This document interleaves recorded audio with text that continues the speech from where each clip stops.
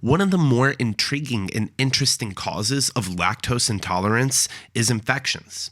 If you're wondering how infections can lead to temporary lactose intolerance, make sure to stay tuned to this video.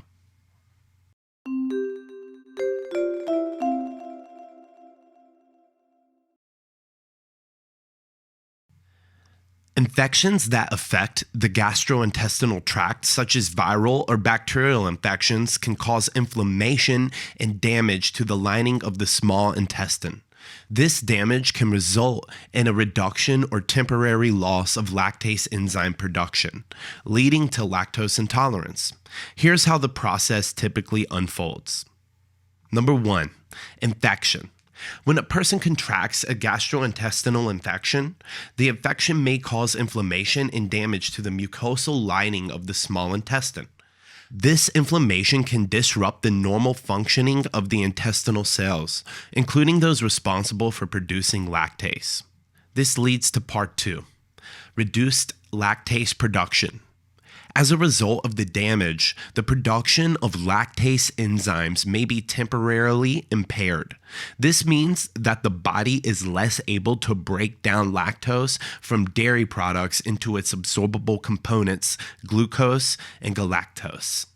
This leads to part 3, lactose malabsorption. With reduced lactase activity, undigested lactose can pass into the large intestine. There, it can ferment and cause symptoms associated with lactose intolerance, such as gas, bloating, diarrhea, and abdominal discomfort. You may be relieved to find out that this is typically temporary in nature. In many cases, once the infection is treated and the intestinal lining heals, lactose production returns to normal and the temporary lactose intolerance resolves. This process can vary in duration depending on the severity of the infection and individual factors. It's essential to distinguish this temporary form of lactose intolerance, which is a secondary effect of an infection, from primary lactose intolerance, which is often genetically determined and more persistent. If someone suspects that they have lactose intolerance following an infection, it's advisable to consult with a healthcare professional for proper diagnosis and management.